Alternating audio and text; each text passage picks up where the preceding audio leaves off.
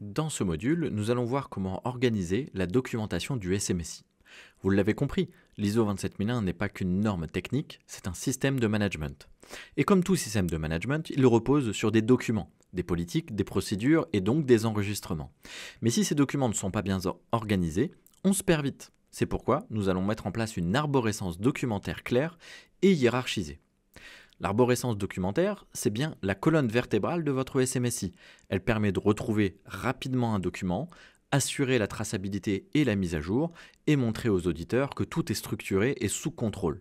En résumé, sans arborescence claire, pas de maîtrise documentaire. Donc nous allons créer un dossier racine que nous appellerons Objectif Implémentation SMSI. C'est dans ce dossier que viendront se ranger tous les sous-dossiers et autres documents liés au projet. Voici la structure que nous allons mettre en place. La première partie s'appellera Politique et stratégie. Elle contiendra la politique de sécurité, la charte projet et les différents objectifs. Numéro 2, la gouvernance. Les rôles, les responsabilités, les différents comités, la communication interne liée justement à cette gouvernance. Troisième point, contexte et périmètre. L'analyse du contexte, les parties intéressées, internes, externes, puis le périmètre du SMSI. Quatrième point, analyse des écarts. La comparaison entre l'état actuel de votre système et les exigences ISO. Cinquième point, les actifs et leur classification, l'inventaire des différents actifs, les propriétaires, la valeur des actifs et leur classification. Sixième point, la gestion des risques, les critères, les registres de risques, la déclaration d'applicabilité et bien évidemment le plan de traitement. Ensuite, en partie 7, les procédures opérationnelles. La gestion des accès, des incidents, les sauvegardes, la continuité d'activité, la sécurité physique, locale, nous en parlerons dans cette partie-là. Puis, formation et sensibilisation dans la partie 8. Les plans, les preuves de formation et donc de sensibilisation.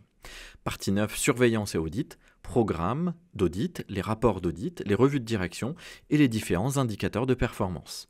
Dans le point numéro 10, les actions correctives, suivi des non-conformités et actions d'amélioration continue et gestion surtout des non-conformités après avoir intégré les actions correctives. Et enfin, une dernière partie, la 99 qu'on appelle référentiel, puisque nous allons mettre à l'intérieur la norme ISO, les guides internes et le registre documentaire pour s'y retrouver au cas où. Donc on remarque évidemment que chaque dossier est numéroté. Pourquoi ? Parce que ça impose un ordre logique et universel qui reflète le cycle de vie du SMSI, puisqu'on va lier et on va suivre une logique qui est le contexte, la gouvernance, les risques, les procédures, la formation, la surveillance et l'amélioration continue. C'est aussi une pratique reconnue dans la qualité, en lien avec l'ISO 9001, et donc qui facilite les audits. Donc une bonne arborescence évidemment ne suffit pas, il faut aussi des règles simples. Un nommage standard des fichiers. Par exemple, on va écrire POL _ sécurité _ V 1.0.